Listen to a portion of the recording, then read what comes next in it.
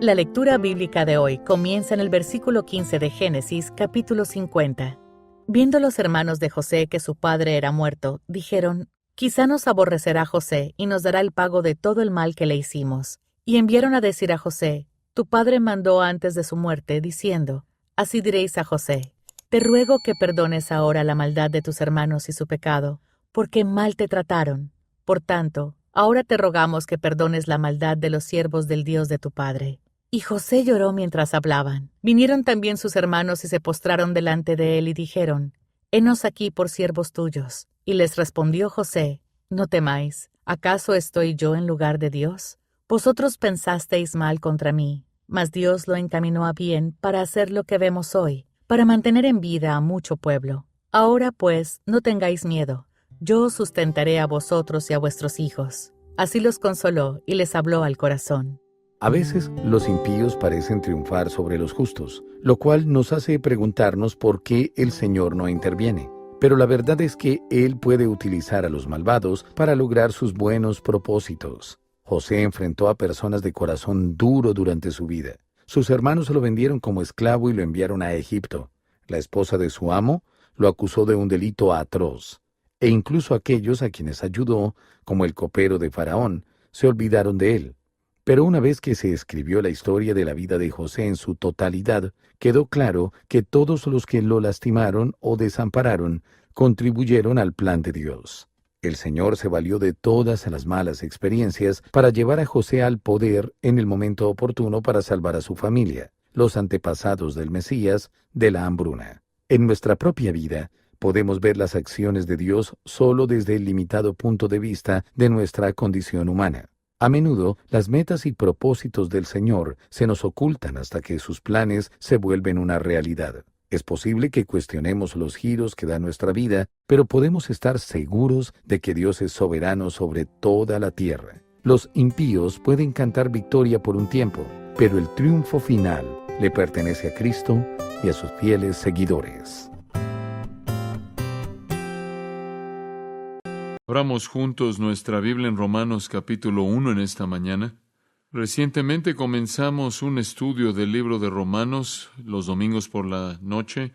Los animo a todos a que sean parte de este privilegio tan tremendo, rico y emocionante. Y esta mañana estamos viendo uno de los mensajes conforme avanzamos a lo largo de los primeros 7 versículos en la introducción de esta gran epístola. Como contexto, quiero leer los versículos 1 al 7, así que sígame cuidadosamente conforme lo hago.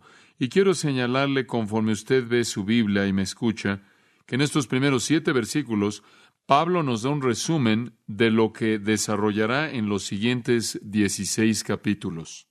Pablo, siervo de Jesucristo, llamado a ser apóstol, apartado para el Evangelio de Dios, que Él había prometido antes por sus profetas en las Santas Escrituras, acerca de su Hijo nuestro Señor Jesucristo, que era del linaje de David según la carne, que fue declarado Hijo de Dios con poder, según el Espíritu de Santidad, por la resurrección de entre los muertos, y por quien recibimos la gracia y el apostolado, para la obediencia a la fe en todas las naciones por amor de su nombre, entre las cuales están también vosotros, llamados a ser de Jesucristo, a todos los que estáis en Roma, amados de Dios, llamados a ser santos, gracia y paz a vosotros, de Dios nuestro Padre y del Señor Jesucristo.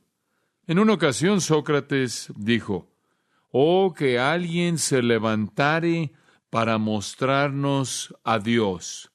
Fin de la cita. Y Sócrates realmente estaba expresando un hambre que se encuentra en el corazón de todo humano. Un teólogo lo expresó de esta manera, dijo: «En todo humano hay un vacío en forma de Dios. El alma eterna del hombre está hecha de tal manera que no conoce descanso hasta que encuentra su descanso en Dios». Y no hay una ilustración más grande ni más vívida de esto que la proliferación de las religiones alrededor del mundo y a lo largo de la historia de la humanidad. No es cuestión de que si el hombre va a adorar o no. Es únicamente una cuestión de aquello que adora. No es una cuestión de que si el hombre va a ser religioso o no. Es únicamente una cuestión de cómo define esa religión, porque el alma eterna del hombre busca a Dios. Pero en la inclinación de su naturaleza perversa, el hombre de manera inevitable rechaza al Dios verdadero y forma, como lo vemos más adelante en Romanos 1, dioses de su propia manufactura. Y en su adoración de estos dioses, no hay solución para su confusión pecaminosa, sino únicamente una intensificación de su vaciedad. Ahora, allí hay un problema básico, y quizás puedo definirlo de esta manera. Imagine una pequeña caja, un cubo, por así decirlo, totalmente cerrado en todos los lados. Esto representa el mundo del hombre. Adentro de la caja, el hombre existe. Él existe en una cápsula de tiempo-espacio. Afuera está lo sobrenatural, afuera está la eternidad, afuera está Dios. El hombre está pegando adentro de su pequeño cubo sin ventanas. Especula acerca de lo que está afuera. Él juega juegos con su fantasía. Él busca conocer a Dios, pero le es imposible escapar, ya que por definición lo natural no puede entrar a lo sobrenatural. Aquello que está confinado al tiempo y al espacio no puede escapar y entrar a la eternidad y a la infinidad. Entonces el hombre está confinado en su pequeño cubo. Pero hay algo en él que anhela comprender lo que está afuera. Y entonces él inventa dioses que piensa que existen y sueña con mundos de fantasía. Yo creo que esa es la razón por la que no solo tenemos una proliferación de religión en nuestro mundo, sino que en la actualidad tenemos una proliferación del interés en las fantasías de el viaje espacial, de viajes espaciales, guerras en el espacio, seres extraterrestres. Todos estos son parte de la fantasía del hombre, conforme él anhela de manera tan desesperada salir de su caja, pero no puede. Todas las religiones del mundo le dicen que puede. Usted simplemente es una buena persona y va a salir de su pequeña caja y va a descubrir a Dios. Simplemente asegúrese de que cumple con estas rutinas y estos rituales y lleve a cabo estas liturgias y va a poder escapar y a encontrarse con Dios. Los paganos solían decir si tan solo puede entrar a extasia y al entusiasmas, estados de algún tipo de elevación emocional y espiritual, entonces podrá percibir a Dios. Pero todo esto es una mentira porque el hombre está confinado por su propia naturaleza. Ninguno de nosotros puede entrar a una cabina telefónica, quitarnos nuestra ropa y convertirnos en Superman. Puede ir a una cabina telefónica, quitarse su ropa y va a llegar a la cárcel. Nadie tiene esa capacidad, por mucho que quisiéramos hacerlo. Y ahí es en donde el cristianismo entra en la escena. El cristianismo reconoce que el hombre no puede salir de su caja y el cristianismo dice buenas noticias. Dios ha invadido la caja desde afuera. Dios ha entrado para decirnos que está allá afuera, qué hay lo que está allá afuera y para decirnos también cómo podemos morar en su presencia para siempre. Esas son buenas noticias. El hombre es un prisionero, él es un cautivo. Y al final de su cautividad está la devastación para siempre, a menos de que escape. Y esas son las buenas noticias del cristianismo. El hombre no se podía salir, pero Dios pudo entrar. Lo natural no puede entrar a lo sobrenatural, pero lo sobrenatural puede condescender y entrar a lo natural. Y eso es exactamente lo que Dios hizo. Estas son las buenas noticias de Dios que Pablo menciona en el versículo 1, las buenas noticias.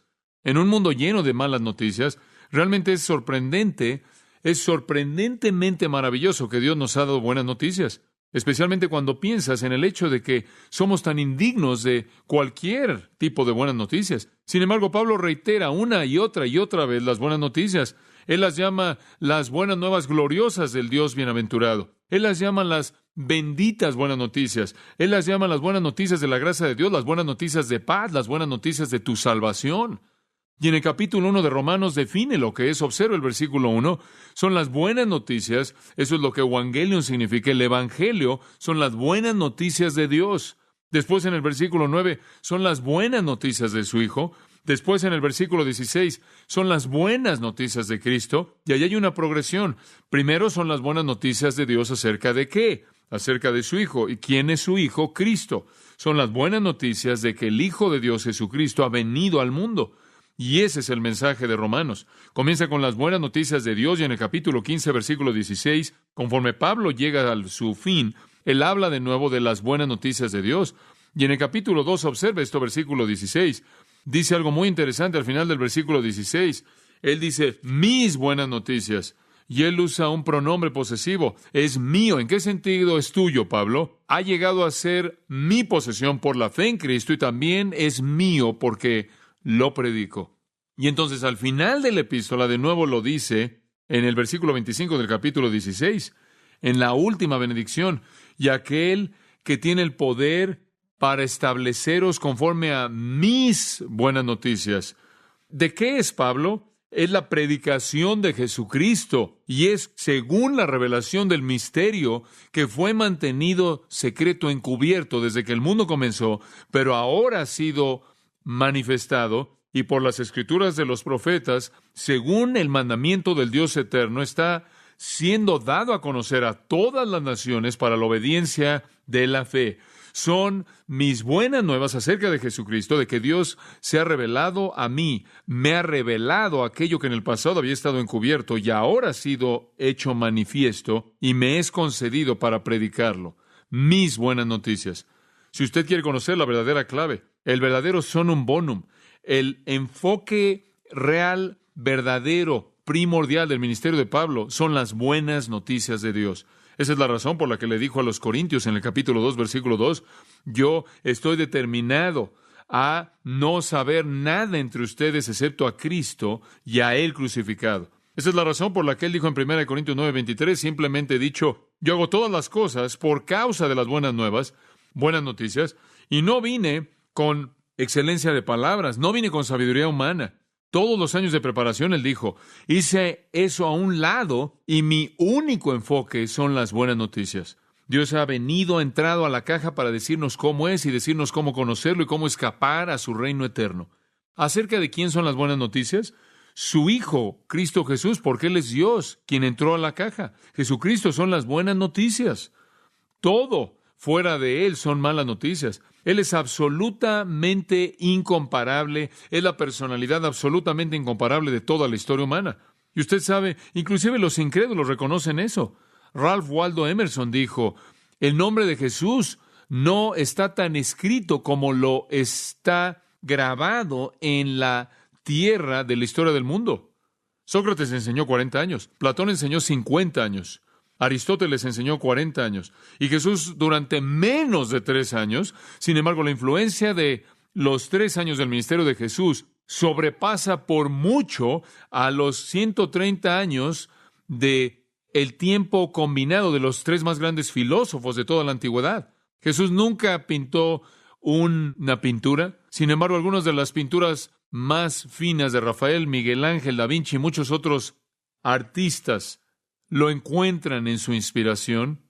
Jesús no escribió poesía, sin embargo, Dante, Milton y muchos de los más grandes poetas del mundo han sido inspirados por él como ningún otro. Jesús no escribió música, sin embargo, Haydn y Handel y Beethoven y Bach y Mendelssohn y muchos otros alcanzaron la más alta perfección de la melodía en los sonidos más dulces de composiciones acerca de él. Jesús obviamente infectado y afectado a la sociedad humana como ningún otro ser humano lo ha hecho. El Cristo incomparable son las buenas noticias, y lo que las hace tan buenas noticias es que somos personas tan males y tan inmerecedoras de ello. No merecemos las buenas noticias.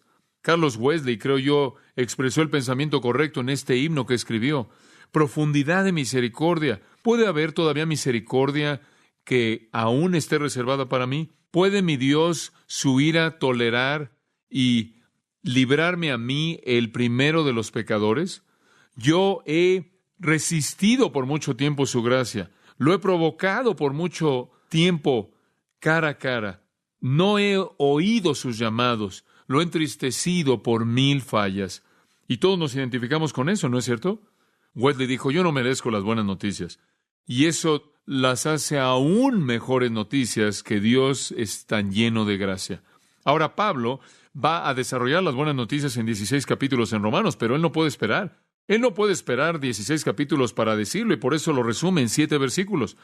Y este es, en una semilla, lo que florece en el resto de la epístola, siendo cuidadosamente escogido. ¿Sabe una cosa? Me volvió a impactar conforme leí estas palabras. Estuve leyendo y leyendo los versículos 1 al 7 una y otra y otra y otra vez, y realmente me emociona ver que la mente increíble, infinita de Dios, quien es capaz en unas cuantas palabras destilar y condensar la verdad infinita del Evangelio.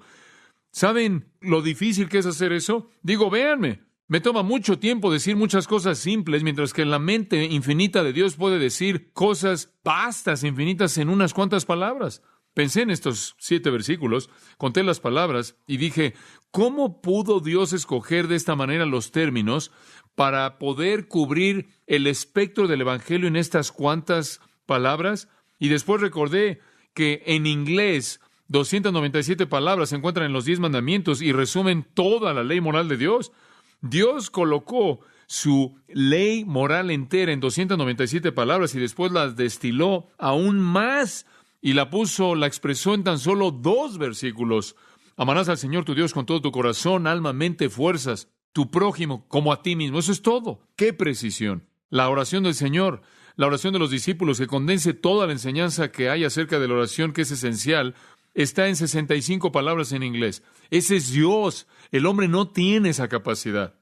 Si usted no cree esto, el otro día leí un artículo acerca de una directriz federal reciente que iba a regular el precio de la col. 26,911 palabras.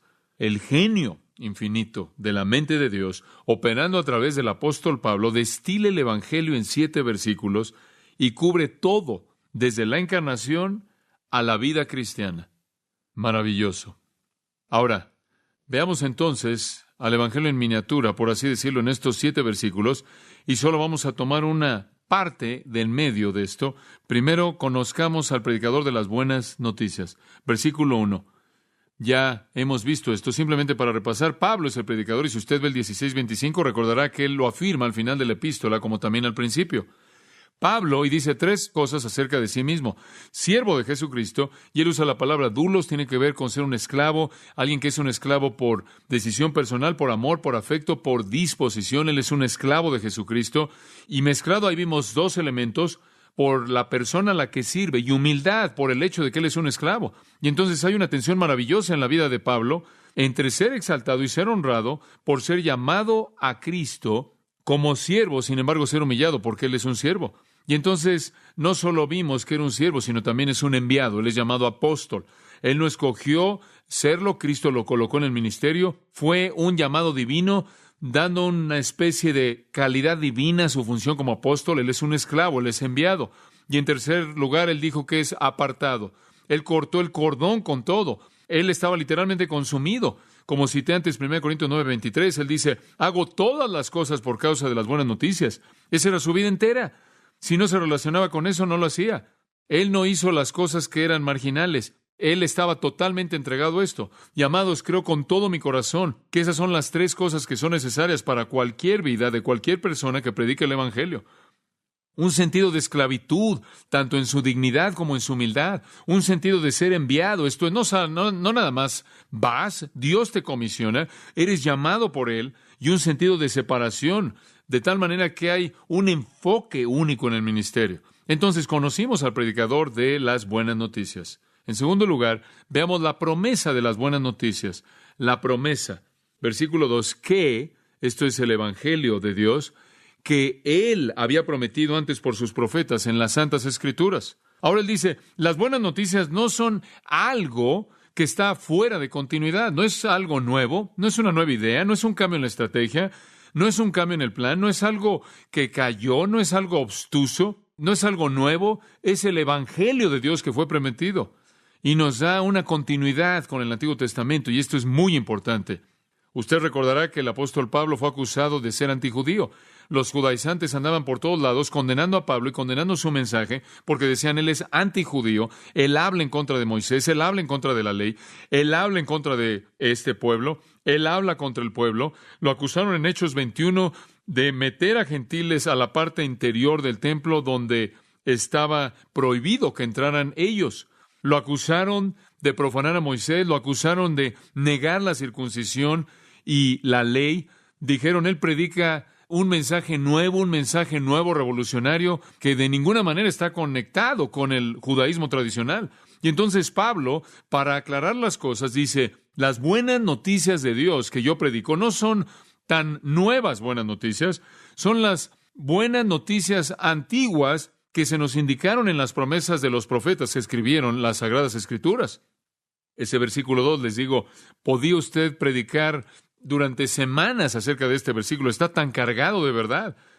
El Antiguo Testamento promete el Evangelio del Nuevo Testamento y bueno, tan solo en un área, por lo menos hay 332 profecías en el Antiguo Testamento refiriéndose a Cristo, la mayoría de las cuales fueron cumplidas en su primera venida. El Antiguo Testamento literalmente está cargado de verdad, presentando el cimiento para la venida del Nuevo. Jesús enfrentó una situación idéntica a la que Pablo enfrentó. Jesús no se relacionó, por así decirlo, con la teología judía contemporánea de su época. Él no se identificó con los fariseos en su devoción y los llamó hipócritas. Él negó la teología de su día, su validez, y la llamó tradición de hombres. Y entonces la gente decía, ¿acaso esta es una verdad nueva? ¿Este es algo quizás diferente de lo que se nos ha enseñado? ¿O está usted en continuidad? ¿Realmente está hablando por Dios? Digo, él no dice lo que dicen los fariseos. Él no se identifica con la institución judía. Él no hace lo que hacemos. Sus discípulos no ayunan cuando ayunamos. Él no trata el día de reposo como tratamos el día de reposo. Él no enseña lo que hemos aprendido. De hecho, lo opuesto. Jesús les dijo en el Sermón del Monte, habéis oído que se ha dicho a los antiguos. En otras palabras, su tradición les enseña, pero yo os digo. Y Él les dio una instrucción totalmente diferente. Y Él lo dijo una y otra vez, habéis oído, pero yo digo, habéis oído, pero yo digo. Pero el habéis oído, esa parte del habéis oído, no era el Antiguo Testamento, era la perversión de su tradición, lo que Él estaba identificando. ¿Acaso Jesús vino con una nueva revelación desconectada del Antiguo Testamento? No, no fue así. Escuchen sus propias palabras en Mateo 5:17. No penséis que he venido a destruir la ley. No penséis que he venido a abolir la ley o los profetas. No he venido para abolir, sino para cumplir. Vine para cumplirla. Y hasta que el cielo y la tierra pasen, ni una jota, ni una pequeña marca, ni una tilde pasará de la ley hasta que todo sea cumplido. Yo no vine a hacer un lado la ley, sino a cumplir la ley y a quitar las tradiciones de los hombres que la han pervertido. Esa es la razón por la que él dijo, su justicia debe exceder la de los escribas y fariseos. Entonces, las buenas noticias eran buenas noticias antiguas. La gente judía dice, bueno, no me puedo convertir en un cristiano porque soy judío y estaría negando mi legado. No, la realidad es que si usted es judío y no se ha convertido en un cristiano, ha negado su legado porque usted es completado únicamente en el nuevo pacto, como Jeremías 31 lo dijo, como Ezequiel 36 y 37 prometieron. Cuando Jesucristo llegó en la escena, Él comenzó a enseñar las buenas noticias del reino y la gente se preguntaba si era revolucionario. Pero Él aclaró el panorama y dijo, no, simplemente su teología en la actualidad es tan hereje que han perdido la continuidad. Hebreos 1 dice que Dios en otras épocas, en el pasado, habló a través de diversos medios a los padres por los profetas, y Dios en estos postreros días nos ha hablado por el Hijo, a quien estableció como heredero de todas las cosas, por quien asimismo hizo el universo. Y Él procedió a decir quién es el resplandor de su gloria y la imagen de su persona. Dios habló en el Antiguo Testamento y Dios habló a través de su Hijo en el Nuevo. En 1 Pedro capítulo 1, usted lee en los versículos 8 al 12, dice que los profetas escribieron y no entendieron lo que escribieron, y vieron lo que escribieron y escudriñaron para ver qué manera o qué tiempo, a qué persona, a qué apuntaba lo que ellos escribieron. Y ellos sabían que estaban escribiendo acerca de un futuro que todavía no podían entender. Y el escritor de Hebreos dice que no fueron perfeccionados sin nosotros. En otras palabras, había un elemento incompleto hasta la venida del nuevo pacto. Entonces, las buenas noticias han sido prometidas a lo largo del Antiguo Testamento. Todo cordero sacrificial habló del cordero definitivo. Toda profecía verbal habló del tiempo en el que el Mesías vendría. Toda la verdad de la restauración y el reino, de toda la verdad acerca de la restauración y el reino hablaba de lo que el Mesías haría.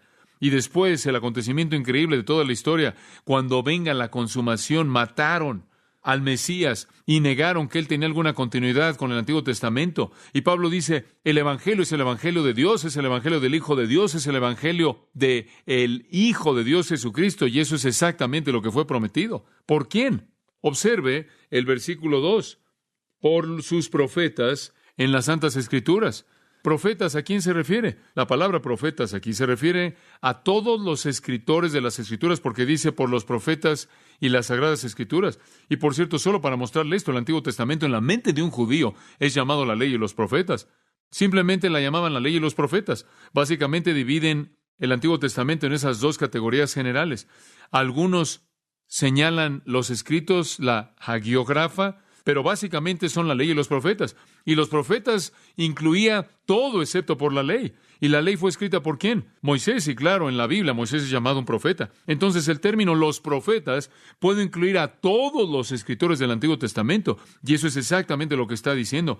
El Evangelio fue prometido antes por los escritores del Antiguo Testamento. Y observe esto en las Sagradas Escrituras, en las Santas Escrituras. Esa es una declaración muy importante, las Santas Escrituras. ¿Qué quieres decir con eso? Que las Escrituras son santas, que no son diseñadas por hombres. Su autor no son los hombres, no reflejan el pensamiento de los hombres. Son santas, significa apartadas, divinas, únicas, santificadas, justas, piadosas. Las Santas Escrituras. La gente dice, ¿por qué debemos creer que la Biblia es inspirada? Por una razón. La Biblia lo dice aquí, es santa. Estas son las Santas Escrituras. Y hablaron del Evangelio. En Juan 5:39, nuestro querido Señor dijo, escudriñad las Escrituras. Le dijo a los judíos que vieran el Antiguo Testamento, porque ellas dan testimonio de mí. En el camino de Emaús, Él les dijo, abriendo las Escrituras, que Él habló de todas las cosas acerca de Él, comenzando en Moisés y los profetas. Él les dijo, si ustedes conocieran las Escrituras, ustedes conocerán estas cosas. De manera repetida lo dijo. Lo afirmó en Hebreos 17, Él dijo, en el volumen del libro está escrito de mí. El Antiguo Testamento está lleno de la promesa de las buenas noticias, sea que usted vaya a Génesis 3:15 al principio y hable de la semilla de la mujer, la simiente de la mujer, o vaya a Malaquías 4:2 al final y hable de el Hijo de Justicia, quien se levanta con sanidad, con curación en sus rayos, o en cualquier lugar entre estos dos puntos, usted va a encontrar la revelación de Jesucristo. Un escritor lo dice de esta manera, encuentro a mi Señor en la Biblia a donde quiera que veo. Él es el tema de la Biblia, el centro y el corazón del libro. Él es la rosa de Sarón. Él es el lirio del valle. En donde quiera que abro mi Biblia, el Señor del libro está ahí. Él está en el principio del libro, dándole a la tierra su forma. Él es el arco de refugio que resiste la tormenta. Él es la zarza ardiente en el desierto. Él es ese retoño en la rama de Aarón. A donde quiera que veo en la Biblia, veo al Hijo de Dios. La rama en el monte Moría. También la escalera de la tierra al cielo. Él es el cordón escarlata en la ventana y la serpiente levantada en alto. Él es la roca golpeada en el desierto, el pastor con la vara y el cayado. El rostro de mi Señor la descubro en donde quiera que vea el libro. Él es la simiente de la mujer, el Salvador que nació de una virgen. Él es el Hijo de David, a quien los hombres rechazaron con burla. Él es atuendo de gracia y de belleza. Él es un sacerdote para siempre, ya que Él es de Melquisedec, el Señor de gloria eterna, a quien Juan vio, luz de la ciudad dorada, el Cordero sin mancha o falla. Él es el novio que viene a la medianoche, a quienes esperan las vírgenes. En donde quiera que abro mi Biblia, encuentro a mi Señor en el libro. Pablo dijo, fue prometido, el Evangelio por los profetas en las Santas Escrituras. Amados, nunca cuestione por un momento la santidad de las Escrituras. Más adelante en Romanos, Pablo va a desarrollar esto conforme desarrolla todo tema que encontramos aquí. En Romanos 7, versículo 2, él dice, la ley es santa, el mandamiento es santo, justo y bueno. La verdad de Dios es pura. Ahora escuche esto. Santos hombres de Dios, movidos por el Espíritu Santo, escribieron las Escrituras. Usted tiene al Dios Santo moviendo hombres santos por su Espíritu Santo para producir, dice Pablo, una Escritura santa, única, pura, la obra de Dios. Y es en estas Escrituras que encontramos el tercer punto, la persona de las buenas noticias. Hemos visto al predicador Pablo y la promesa del Antiguo Testamento, la persona de las buenas noticias, versículos 3 y 4. Ahora aquí está el corazón. acerca de su Hijo, nuestro Señor Jesucristo, que era del linaje de David según la carne, que fue declarado Hijo de Dios con poder según el Espíritu de Santidad, por la resurrección de entre los muertos. Ahora, lo que él está diciendo aquí, realmente el versículo 2 es un paréntesis, es que el Evangelio de Dios acerca de su Hijo Jesucristo, esas son las buenas noticias. Las buenas noticias de que Dios entró a la caja en la forma de Jesucristo el Señor.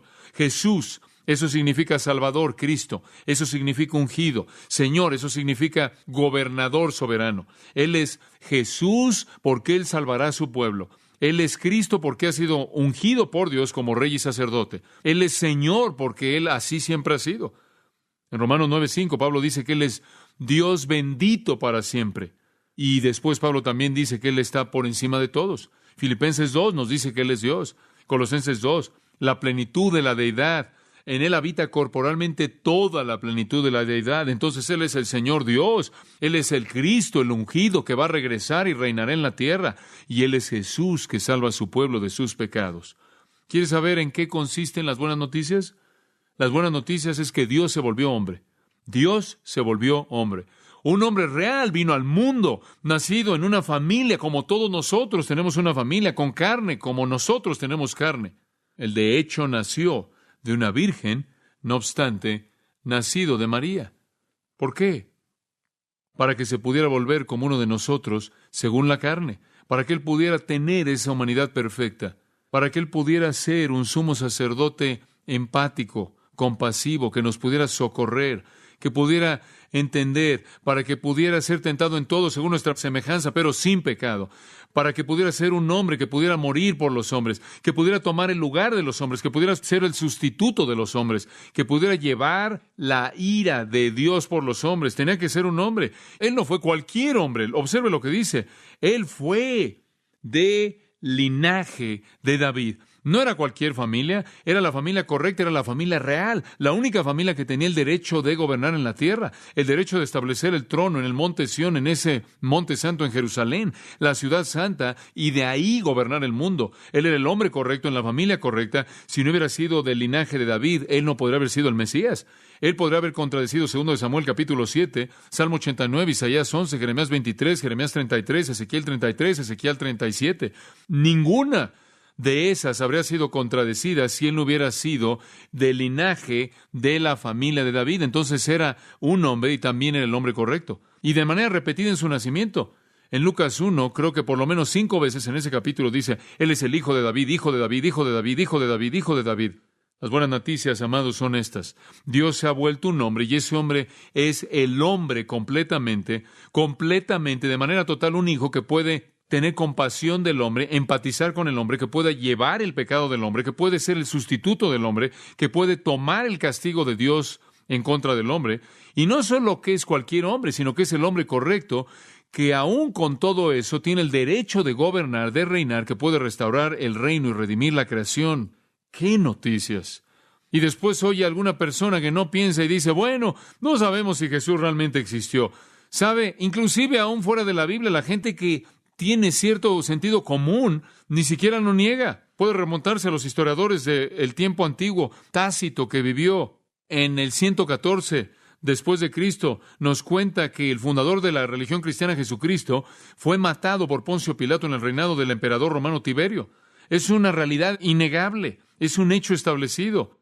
Plinio, el joven, el más joven, escribió una carta al emperador troyano acerca del tema de Cristo y los cristianos. Josefo, el historiador judío, escribiendo en el 90 después de Cristo, aún antes de Juan, aún antes de que Juan escribiera Apocalipsis, tiene una pequeña nota biográfica en sus escritos acerca de Jesús, quien es llamado el Cristo. El Talmud babilónico habla acerca de Jesucristo. ¿Sabe lo que Josefo dijo? Josefo murió antes de que Juan escribiera Apocalipsis, y esto es lo que Josefo, el historiador, dijo en el volumen 2, libro 18, capítulo 3, página 3, de Antigüedades de los Judíos, y cito, ahora, alrededor de este tiempo estuvo Jesús, un hombre sabio, y si es apropiado llamarlo un hombre, porque él era un obrador de obras maravillosos. De un maestro como tal, los hombres recibieron la verdad con placer. Él atrajo a sí mismo muchos de los judíos y muchos de los gentiles. Él era Cristo. Y cuando Pilato, ante la sugerencia del principio de que hombres entre nosotros, lo condenó a la cruz, aquellos que lo amaban al principio no lo dejaron, ya que volvió a aparecerles al tercer día, como los profetas divinos habían predicho, y 10,000 otras maravillosas cosas acerca de él. Y la tribu de los cristianos, nombrados así debido a él, no se han extinguido hasta el día de hoy. Fin de la cita. No hay manera de negar que él vivió y que fue un hombre. Y Juan dice esto, 1 de Juan capítulo 4, versículo 2. Por esto conocéis el Espíritu de Dios. Todo espíritu que confiesa que Jesucristo ha venido en carne es de Dios. Y todo espíritu que no confiesa a Jesús no es de Dios. Y ese es el espíritu del anticristo. La gente que quiere negar que Dios vino en carne humana real son del anticristo. Él era hombre. Y quisiera apresurarme a decir esto, al llevar esto a una conclusión. Él tenía que ser más que hombre. Él también tenía que ser Dios, ya que si era hombre, aún el mejor de los hombres, aún el hombre correcto de la simiente de David, pero no Dios, entonces él no podría haber resistido el castigo de Dios. Él no podría haber resucitado de los muertos. Él no podría haber vencido, sino que él habría sido conquistado como todos los hombres son conquistados. Y entonces el versículo 4 añade que él fue declarado hijo de Dios con poder. ¿Y cómo es que ese poder fue desplegado? Por el Espíritu, según el Espíritu de santidad. Esa es otra manera de decir el Espíritu Santo, a través de la resurrección de los muertos. Escuche, si alguna vez hubo duda alguna en la mente de alguna persona acerca de que él era el Hijo de Dios o no, la resurrección debió haber concluido eso. Él tenía que ser hombre para alcanzarnos, pero él tenía que ser Dios para levantarnos. Y entonces, la segunda manera, y obsérvelo en el versículo 4, la segunda manera en la que él manifestó que él era el Hijo fue su resurrección. Y él dice que él fue declarado Hijo de Dios con poder, según el Espíritu de santidad, por la resurrección de entre los muertos. Escuche, si un hombre viene y dice, yo soy el Hijo de Dios, y él era un farsante, ¿usted cree que Dios lo levantaría de los muertos? Dios estaría cayendo en las manos de un farsante. Si Dios resucitó a Cristo de los muertos, fue una afirmación de que lo que él dijo fue verdad. Y entonces, él nació en resurrección. Él es un hijo 2 veces nacido. Y la clave de esto es la palabra declarado. ¿La ve en el versículo 4? Declarado. Podrá ser traducida en varias maneras. Es una palabra maravillosa, es la palabra griega horizo. Y de ahí obtenemos nuestra palabra en español horizonte. Horizo quiere decir horizonte. Y horizonte es la demarcación clara, la línea de demarcación clara entre el cielo y la tierra, ¿no es cierto? Y lo que él está diciendo es esto. ¿Pudo haber alguna duda en la mente de la gente acerca de que si él era el Hijo de Dios cuando vieron su humanidad? Pero después la línea fue trazada con claridad absoluta. El horizonte entre el cielo y la tierra es hecho claro por su resurrección de los muertos. ¿Lo ve?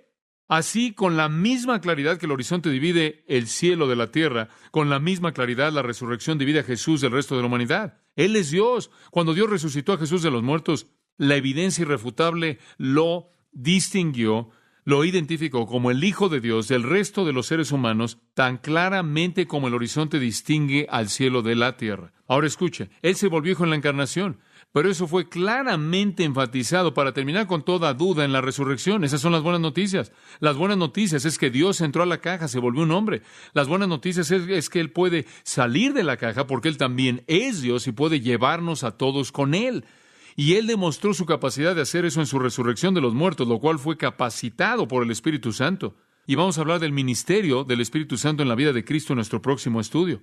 Así que no vamos a hacer eso en esta mañana. Ahora escuche, en el siglo XVIII, el Congreso de Estados Unidos de Norteamérica emitió una edición especial de la Biblia de Thomas Jefferson.